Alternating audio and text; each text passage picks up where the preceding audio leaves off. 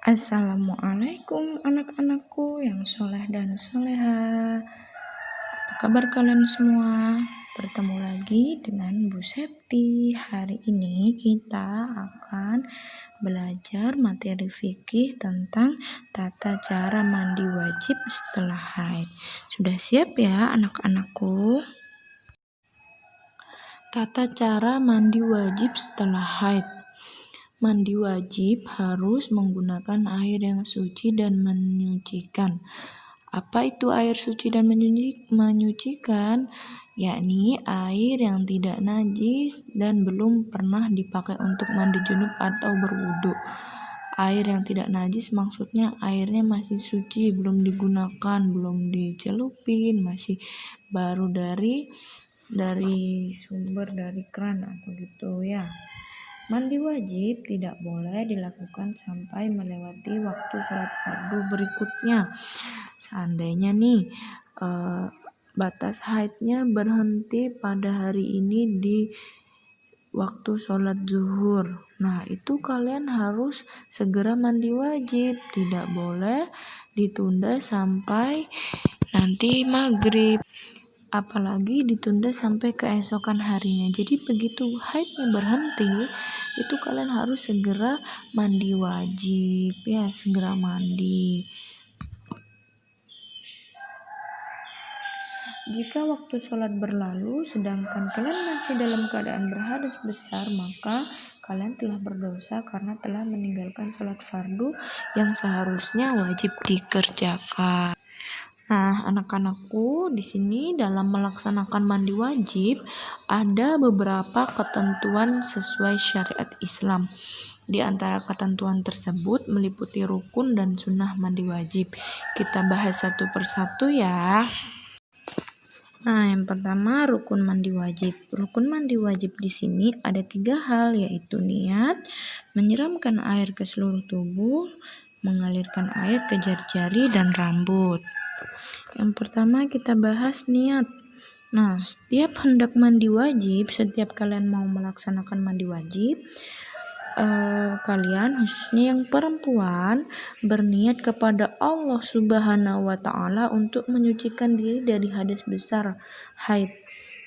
Niat adalah keinginan hati untuk menghilangkan hadas besar dengan mandi. Kemudian bagaimana sih bunyinya niat mandi wajib, Bu Guru? Kita bahas selanjutnya ya. Nah, lafal niat mandi wajib haid di sini Bismillahirrahmanirrahim. Nawaitul ghusla li raf'il hadatsil akbari minal haidi fardhon lillahi ta'ala. Artinya, saya niat mandi junub untuk menghilangkan hadas besar haid karena Allah Subhanahu wa Ta'ala. Nah, kalian semua, khususnya yang perempuan, harus hafal semua ya niat mandi wajib haid ini beserta artinya. Kemudian rukun yang kedua yakni menyiramkan air ke seluruh tubuh. Ketika menyiramkan air ke seluruh tubuh saat mandi wajib, diusahakan seluruh tubuh tersiram semuanya. Tidak ada bagian tubuh kita yang tidak terkena air, mulai dari rambut sampai ujung kaki.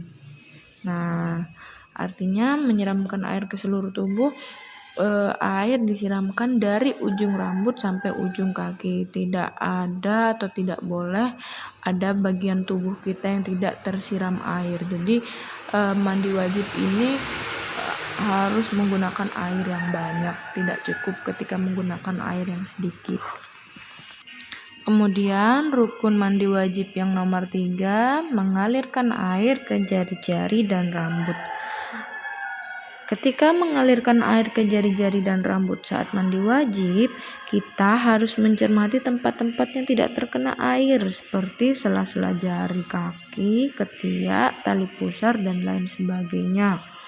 Nah, harus disela-selai, dilihat, kita dicermati jari di sela-sela jari kita sudah terkena air atau belum, di ketiak kita, di tali pusar kita, dan lain sebagainya.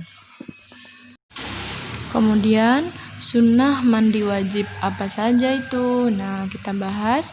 Yang pertama, membaca basmalah pada permulaan mandi. Jadi sebelum kita memulai mandi, kita disunahkan membaca basmalah.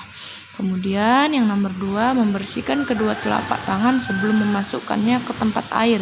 Jadi dibersihkan dulu kedua telapak tangannya, disiram, digosok-gosokkan dulu. Kemudian yang nomor 3, memulai dengan menghilangkan kotoran terlebih dahulu. Nah, yang dimaksudkan di sini kotoran yang terdapat pada kemaluan dan tubuh. Jadi kalau ada kotorannya itu dihilangkan dulu baru kita mulai mandi. Nah, sunnah mandi wajib yang berikutnya yakni mendahulukan organ-organ tubuh wudhu sebelum organ-organ lainnya.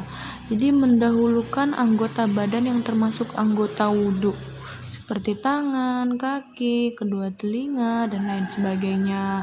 Kemudian yang nomor 5, berwudu sebelum memulai mandi wajib. Kita juga disunahkan untuk berwudu sebelum mandi. Jadi sebelum mandi wajib itu kita wudu dulu.